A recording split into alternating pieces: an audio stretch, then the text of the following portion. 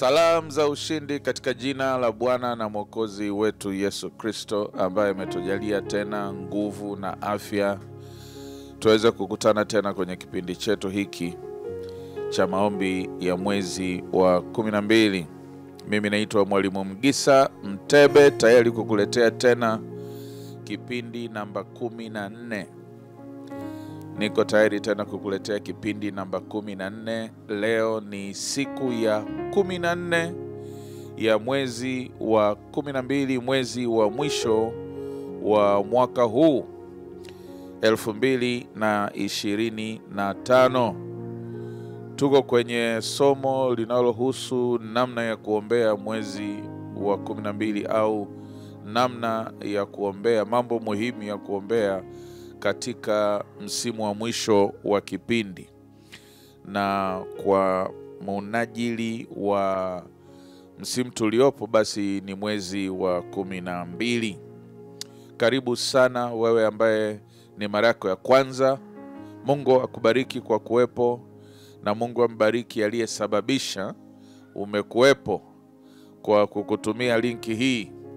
Basi na wewe usiwe mchoyo, hakikisha una share na mtu mwingine mambo mazuri ambayo utayapokea kutoka katika neno la Bwana kupitia kipindi hiki na Mwalimu Mgisa Mtebe. Mungu akubariki wewe uliyesababisha na mwingine amekuwepo. Thawabu yako ni kubwa mbele za Bwana. Na Mungu akubariki wewe ambaye tumekuwa pamoja tangu siku ya kwanza. Tumeanza mfululizo huu tarehe 1 ya mwezi wa 12.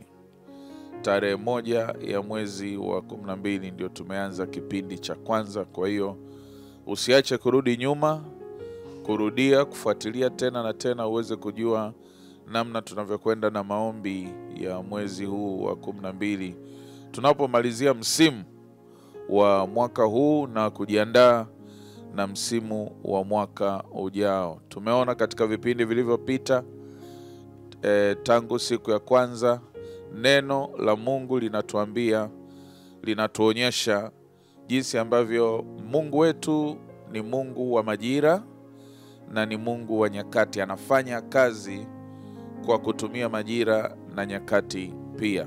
Kati ya kanuni za kiroho zinazoongoza mapenzi ya Mungu duniani, majira na nyakati ni moja ya kanuni, ni moja ya principle, spiritual principle, kanuni ya kiroho kabisa inayoongoza mkono wa Mungu kufanya mambo duniani. Kwa hiyo swala la majira na nyakati ni swala la kiroho. Tumesoma Matendo sura ya 17 ule mstari wa 26 mpaka mstari wa 28. Neno la Mungu linasema Mungu ametuumba binadamu wote kutoka kwa mmoja tu anaitwa Adam, na akatuweka juu ya nchi yote ili tumtafute, na akatuwekea mipaka ya makazi yetu, na akatuwekea majira na nyakati. Kwa hiyo swala la nyakati na majira ni swala la kimungu kabisa. Kiwango chako cha baraka na ushindi na mafanikio duniani kitategemea pia una ufahamu kiasi gani wa kusoma majira na nyakati na kujua ya kupasayo kufanya kwenye majira yale. Mungu akupe hiyo hekima. Ni moja ya ajenda za kimaombi ambazo tunakwenda nazo katika mwezi wa 12. Tunafanya maombi ya shukrani katika mwezi huu. Tunapomalizia msimu wa mwaka, tunageuka nyuma, tunaangalia baraka na wema wa Bwana, na pia tunamshukuru Mungu hata kwa yale ambayo hatukuyafurahia sana, ila tunajua Mungu aliyaruhusu kwa makusudi. Alafu tuna ajenda pia ya maombi ya toba kwa kutokutenda ipasavyo. Juzi nilikupa baadhi tu ya vipengele vya kutubia, na vingine ninamwamini Roho Mtakatifu atakuonyesha kwamba na hili haukufanya sawa sawa, ili uweze kutengeneza mambo yako na Bwana, uweze kuanza upya na Mungu vizuri. Tuliangalia mfano wa Daudi kwenye Samueli wa pili sura ya 5. Ili kufanikiwa na kushinda vita, Daudi alitakiwa kuzingatia kufanya jambo sahihi, kufanya na watu sahihi, kufanya kwenye eneo sahihi, kufanya kwenye muda sahihi, na kufanya kwa kasi sahihi. Kwa hiyo unaweza ukawa umekosea swala la muda kwenye baadhi ya mambo yako, ulifanya nje ya muda wa Bwana. Inawezekana ulikosea swala la ufanye na nani hilo jambo. Inawezekana ulikosea eneo ulilofanyia utumishi wako au shughuli yako au huduma yako. Kwa hiyo kuna baadhi ya vipengele tulijifunza kutoka kwa Daudi, namna ya kufanya toba, na umuhimu pia tulijifunza umuhimu wa kufanya maombi ya toba na kadhalika na kadhalika. Mambo mazuri na mambo muhimu yatakuguide, yatakuongoza tunapoendelea na maombi ya mwezi wa 12 katika kumshukuru Bwana na katika kufanya toba mbele za Bwana, ili tuweze kutembea na yeye vizuri katika msimu ujao bila kukata ushirika. Maana Biblia inasema Mungu hana ushirika na dhambi. Kwa hiyo maombi ya toba ni muhimu. Jizoeze kufanya toba. Usijiamini kwenye maamuzi yako kwamba ulikuwa sahihi. Tuliona jinsi ambavyo ni rahisi kutoka nje ya mapenzi ya Mungu bila kujijua, na ukadhani kwa sababu ulipata matokeo mazuri, ulipata mafanikio, basi ulikuwa sahihi. Tuliona kwamba mafanikio sio ishara kwamba umepatia. Kuna watu walifanikiwa sana. Musa alifanikiwa kutoa maji kwenye jiwe, kwenye mwamba, lakini Musa alikuwa amefanya makosa na akapoteza kabisa mshahara wa kuingia katika nchi ya ahadi. Kwa hiyo uwe mwangalifu. Yesu anatuonyesha kwenye Mathayo sura ya 7, kuna watu walipata matokeo mazuri. Vipawa vyao, karama zao zilifanya kazi. Walitoa unabii na unabii ulitimia. Walifanya miujiza na Mungu alitukuzwa. Walifurumua mapepo na mapepo yakakimbia. Lakini bado mbele za Mungu walifanya maovu. Walikuwa waovu, walikosea. Na makosa yale yakawagharimu, wakapoteza uzima wa milele. Kwa hiyo unaweza ukapata matokeo na mafanikio ukiwa umekosea kabisa. Kwa hiyo maisha ya toba ndiyo maisha yetu, kwa sababu ya ubinadamu wetu kukosea kuna kuwepo. Ndiyo maana Yesu anatufundisha kusali, Baba yetu uliye mbinguni, jina lako litukuzwe. Halafu pale chini anasema utusamehe makosa yetu, kwa sababu anajua katika ubinadamu wetu kuna kukosea. Ndiyo maana tunabeba maisha ya toba.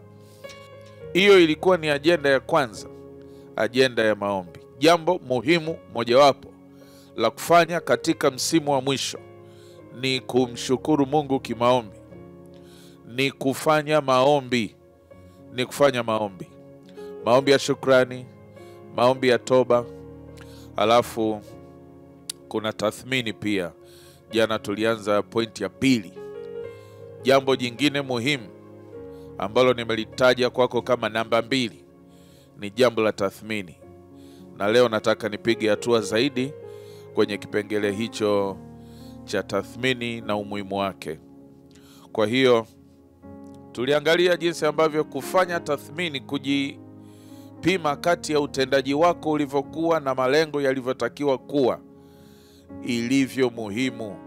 Na tumeona swala la tathmini ni tabia ya Mungu Baba mwenyewe. Swala la tathmini ni tabia ya Baba. Tuliona hiyo kwenye Mwanzo sura ya 1 mstari wa 1 mpaka mstari wa 31. Mungu anaumba mbingu na nchi na vyote vilivyomo, na alifanya kazi kwa siku 6. Na maandiko yanasema ile siku ya mwisho akakaa na kuiangalia kazi yake. Mstari wa 31, akaiangalia kazi yake na kuona vyote ni vyema. Ikawa asubuhi, ikawa jioni, siku ya 6. Hiyo ni tathmini.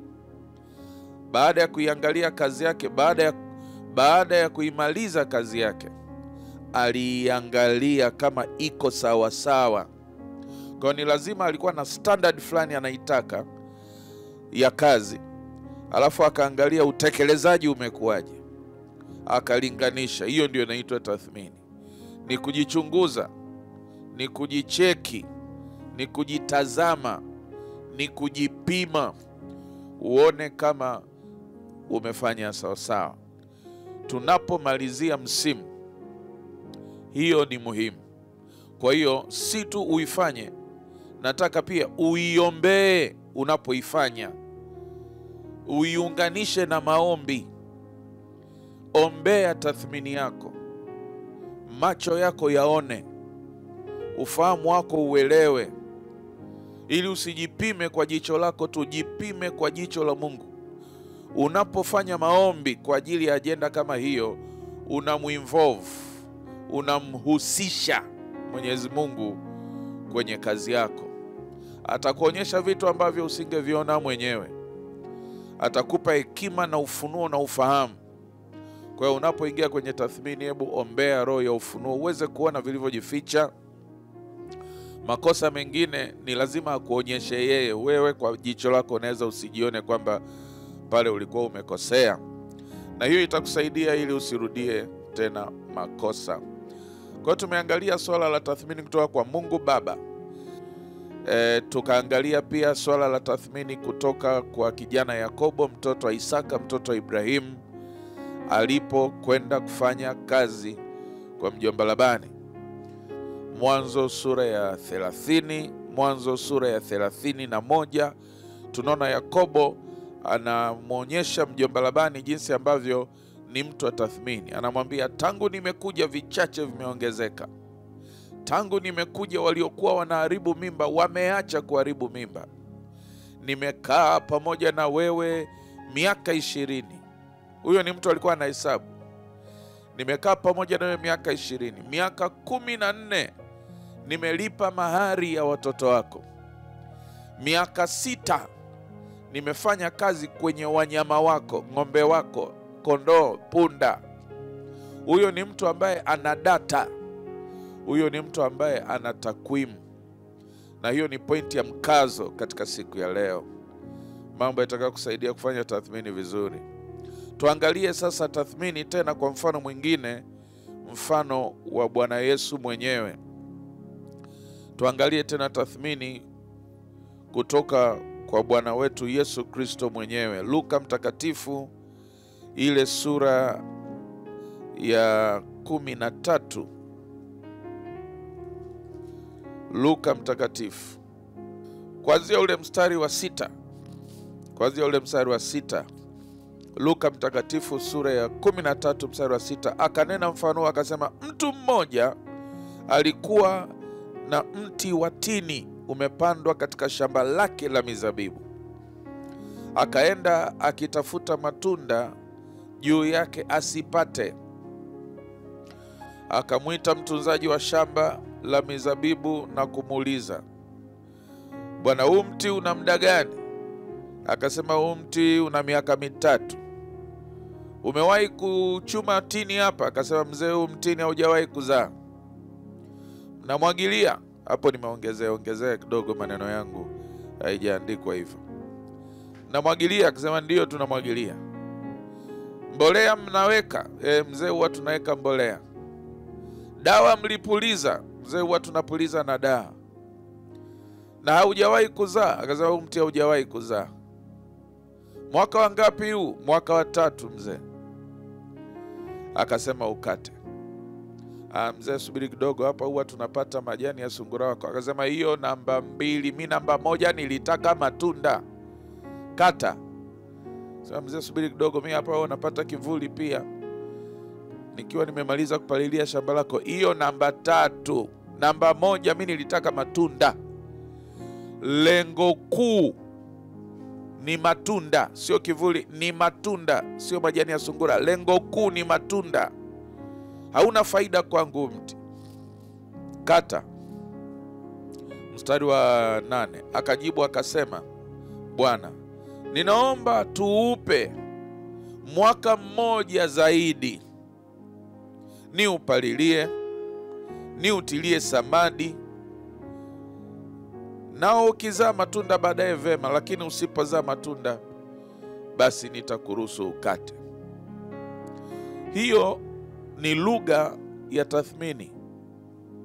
Lazima uangalie kwanza lengo lilikuwa nini, na kama utendaji wako ulitimiza lile lengo, na kama haukutimiza, kwa nini haukutimiza?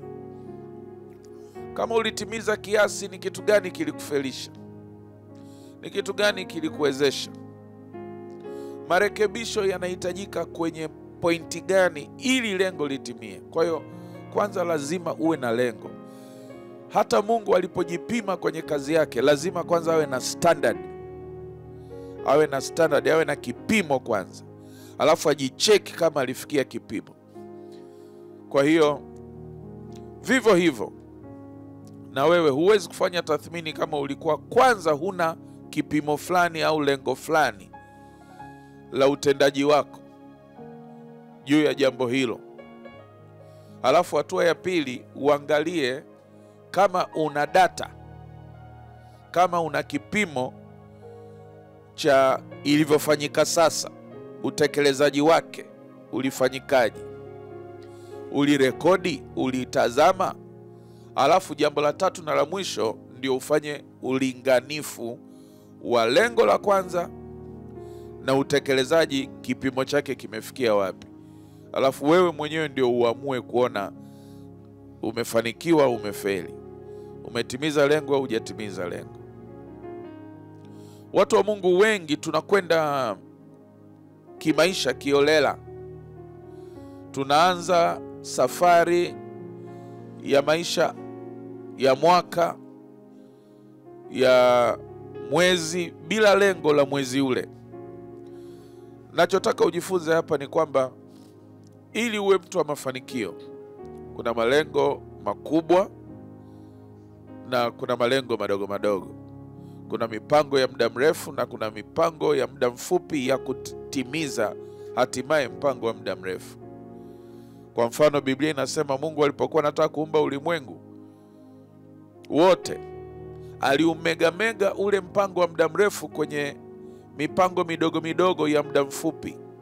Siku moja moja, anakwenda safari ya siku 6, siku 7, lakini anaivunja kwenye siku moja moja. Kila siku alikuwa anazima taa, anawasha taa asubuhi, anaendelea.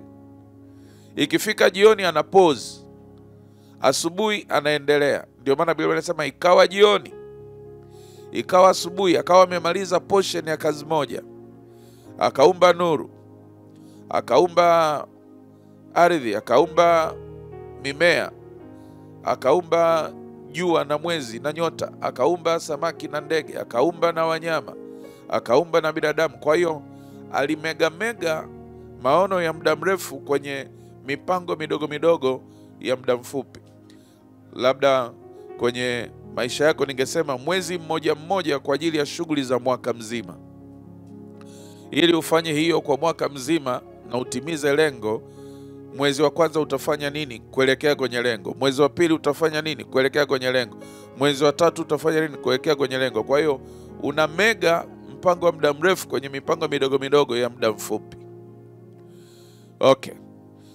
Ukiweza kufanya hivyo, utaweza kujicheki, utaweza kujipima, utaweza kujitathmini. Jambo jingine, wakati sasa unaanza maisha ya utekelezaji, ulikuwa unatunza rekodi. Leo nataka nisisitize kipengele cha kutunza rekodi. Maana usipofanya monitoring, huwezi kufanya evaluation.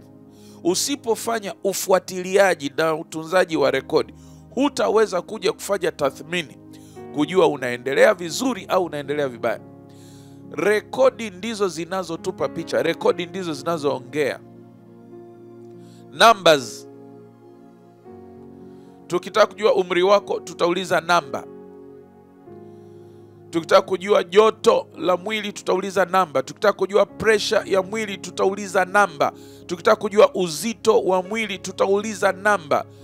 Namba zinaongea. Kwa hiyo Lazima na wewe uwe mtu wa namba. Angalia hapa, Yakobo anamwambia Labani, nimekaa kwako miaka 20. Hizo ni namba. Nimelipa mahari ya mabinti zako miaka 14. Hiyo ni namba. Nimetunza wanyama wako miaka 6. Hiyo ni namba.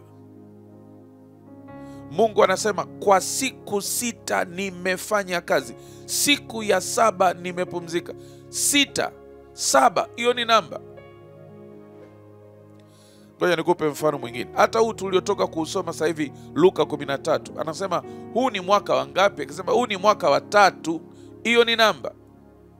Ni mtu ambaye anajifuatilia. Mfano mwingine mzuri utauona kwenye Yohana ile samani, Luka hiyo. Luka mtakatifu, tulikuwa sura ya 13. Sogea mbele kidogo, sura ya 15. Luka mtakatifu, sura ya 15. Ule mstari wa 3. Anasema, ni nani kwenu? Mstari wa 3 akawaambia mfano akisema, mstari wa 4, ni nani kwenu mwenye kondoo 100? Hiyo ni namba. Kondoo 100 akipotewa na mmoja, hiyo ni namba. Asiyeacha wale 99, hiyo ni namba. Akaenda amtafute yule mmoja hata amuone.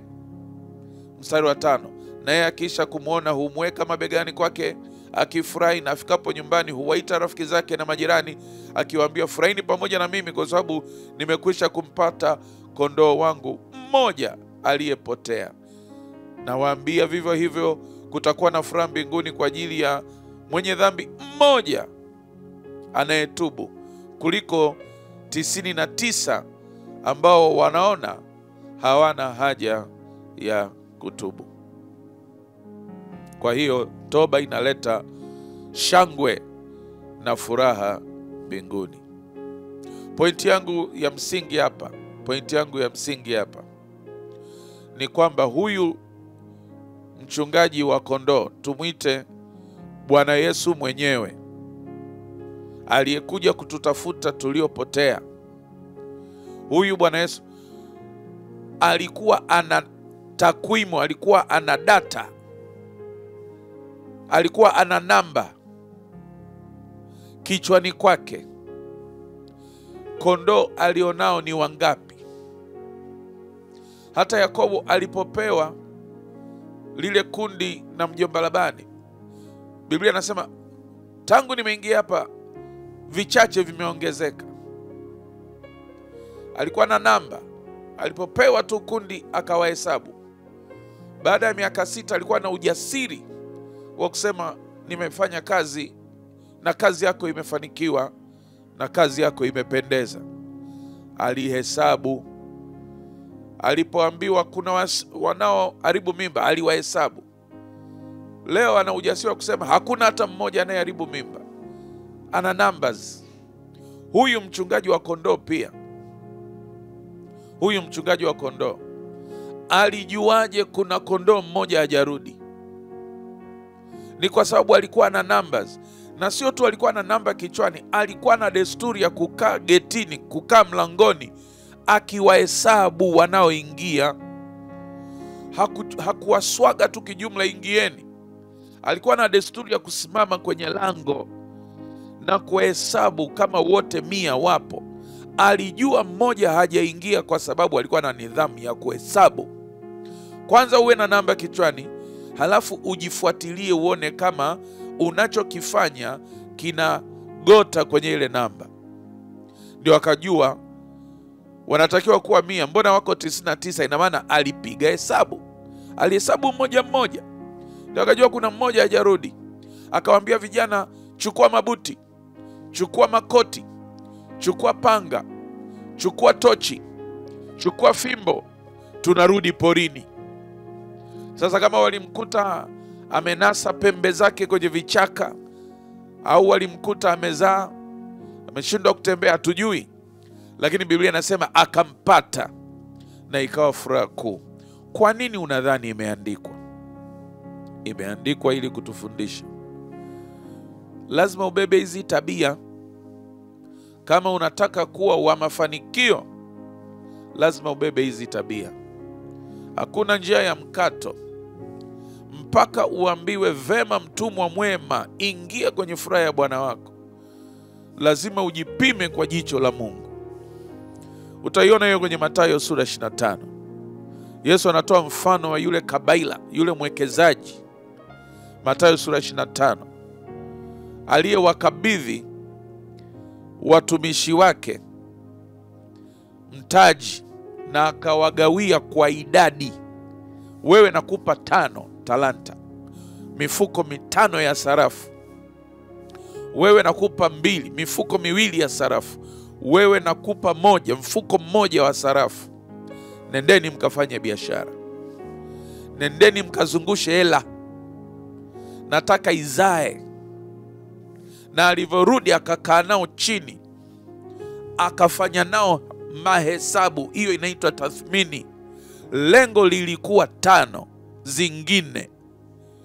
Kutoka kwenye hizi ulete 5 zingine. Umeleta ngapi? Lengo la wewe lilikuwa 2 zingine kutoka kwenye hizi 2. Yaani uwe na 4 saizi. Umeleta ngapi? Hao wawili wa mwanzo walifanikiwa. Walitimiza malengo. Kwa sababu ya tathmini tumeona walitimiza malengo. Yule mmoja alifeli, anayefanana na watoto wa Mungu wengi sana. Alikuwa mwoga. Hakujiamini, hakuamini mfumo. Akaogopa kufanya biashara. Akaizika ile pesa chini. Na alivyorudi bwana wake akamwambia, ulinipa 1, nimeleta hii 1 ulionipa. Akasema, sasa kama wewe uliona huwezi kuzungusha hela yangu, ungeipeleka basi kwa watoa riba. Ungeipeleka basi kwa watu wa SACCOS, watu wa vikoba, watu wa benki, watoa riba. Wao wangeizungusha hela yangu, isingerudi bure. Lazima ingerudi na faida, ingerudi na cha juu. Huyo ni Yesu. Anasimamia mahesabu ya watu. Na kuna mtu alikosa mbingu pale, si kwa sababu ya ulevi. Kuna mtu alikosa mbingu pale, si kwa sababu ya zina. Kuna mtu alikosa mbingu pale, si kwa sababu ya ushirikina. Kuna mtu alikosa mbingu pale kwa kuto kuzungusha hela. Alikuwa hana uwezo au tabia na nidhamu na ujasiri. Pointi ya leo ni kwamba lazima uwe na muda wa kufanya tathmini. Tumeona Mungu Baba anafanya tathmini. Tumeona Yesu Kristo anafanya tathmini. Kwenye mti usiozaa, ile ni somo la tathmini. Kwenye talanta, Mathayo 25, hiyo ni somo la tathmini. Kwenye Luka sura ya 15 kuhusu kondoo, hiyo ni somo la tathmini. Tunajifunza mambo ya msingi kutoka kwenye neno la Mungu takatifu. Ukitii miongozo ya maandiko matakatifu, unaweza ukafanikiwa kwenye maisha hata kama hujaenda chuo. Mimi nimefanya uchumi mpaka chuo kikuu. Kilichonishangaza ni kwamba profesa akimaliza pointi 1, Roho Mtakatifu alikuwa mimi ananikumbusha hiyo imeandikwa wapi kwenye Biblia. Leo ninapofundisha mambo ya uchumi makanisani au kwenye vikundi, situmii tena notisi na vitabu vya chuo. Natumia neno la Mungu, natumia Biblia takatifu. Ni ajabu sana ilivyojaa kanuni za maisha ya ushindi, ilivyojaa kanuni za maendeleo, ilivyojaa kanuni za maisha bora. Kuna utajiri mwingi. Kwa hiyo usijitetee kwamba eti mimi sikwenda chuo, sijasoma. Neno la Mungu lina kanuni za kutosha za kukupa ushindi na mafanikio kwenye maisha. Isaya 48:17 Mungu anasema, ninakufundisha ili upate faida. Shika kwa bidii kitabu hiki, Joshua sura ya 1, ndipo utakapofanikiwa sana na ndipo utakapostawi. Ninaamini umepata jambo la kukusaidia. Nimeongezea kwenye kipengele cha tathmini. Huu ni mwezi wa tathmini. Geuka, angalia nyuma, umepigaje hatua? Kwa hiyo take away ya leo, kitu cha kuchukua leo ni kuongeza tabia ya kurekodi. Rekodi mambo yako, rekodi. Usiingie tu kwenye matumizi bila kurekodi. Jifunze kuweka data. Jifunze kujifanyia ufuatiliaji, monitoring kila siku. Mimi hata nikipanda bodaboda, nikishuka, ninaandika. Nikinunua kitu, nikitulia, ninaandika. Jioni ninakagua matumizi yangu. Nikipata kitu, labda nimeuza kitabu, nimeuza flash, au nimepokea tu sadaka kutoka kwa mtu, lazima niandike. Nina desturi ya kuandika karibu kila siku, au ndani ya siku 2 lazima nikae niandike. Na kuna wakati siku inapita sijaandika kwa sababu rekodi ile ninayo. Kwa sababu matumizi yangu mengi napenda kufanya kwa njia ya simu. Matumizi yangu mengi, nikinunua napenda sana kutumia simu kununulia vitu, kwa sababu ile message inabaki. Sifanyi kazi ya kuandika tena, simu inakuwa inatunza ile rekodi. Kwa hiyo baada ya siku 1 au 2 lazima nikae, nichukue simu yangu, nianze kuangalia yale matumizi. Hii iliingia, hii ilitoka, hii iliingia, hii ilitoka. Halafu uje ufanye ulinganifu. Huwezi kuziba pancha usipopata tundu liko wapi. Utaendelea kupoteza upepo na utaharibu safari na utashindwa kufika ulikotakiwa kufika. Ukiniuliza leo kwenye mambo ya nyumbani, mambo ya umeme, mafuta, chakula na matumizi madogo madogo yale ya nyumbani, mwaka jana mwezi kama huu nilitumia shilingi ngapi? Na kujibu. Leo ukiniuliza na kujibu. Kwa sababu naandika. Ninajaza kwenye kompyuta kangu, naandika. Mwanzoni nilianza na daftari. Saizi naweka kwenye Excel, kwenye kompyuta, naandika. Ukiniuliza leo nimetoa misaada, sadaka, michango, rambirambi kiasi gani? Ukiniuliza leo, mwaka juzi mwezi kama huu zilizonitoka kwenye misaada, zawadi, michango, ofa, harambe, harusi, misiba zilizonitoka, ile mimi kwangu ina kijedwali chake, ina ukurasa wake. Ukiniuliza leo, miaka 3 nyuma mwezi kama huu michango ilikuwa shilingi ngapi? Na kujibu leo, na kujibu. Miaka 4 nyuma, tukirudi miaka 4 nyuma mwezi kama huu, mambo ya gari, mafuta, pancha, faini za polisi na kadhalika, gari imenitumia shilingi ngapi? Ukiniuliza leo, na kujibu leo hii, na kujibu miaka 4 nyuma, lakini leo na kujibu nilitumia shilingi ngapi mwezi kama huu, na kujibu. Mambo ya watoto, sijui viatu, socks, daftari, kalamu, ada na kadhalika, hiyo na yenyewe ina kisanduku chake, kiukurasa chake. Ukiniuliza miaka 5 nyuma, twende miaka 5 nyuma mwezi kama huu, mambo ya watoto ulitumia shilingi ngapi? Hata kama ulichukua popcorn huko mtaani ukawaletea watoto, au uliwapeleka kuogelea, ulitumia shilingi ngapi? Na huwa naandika. Maandiko yanasema, Wakorinto wa kwanza sura ya 4 mstari wa 1 na wa 2, sisi ni watumishi wa Bwana, sisi sote ni mawakili, ni maaccountant wa Mwenyezi Mungu. Kinachohitajika ni kila mtu awe mwaminifu.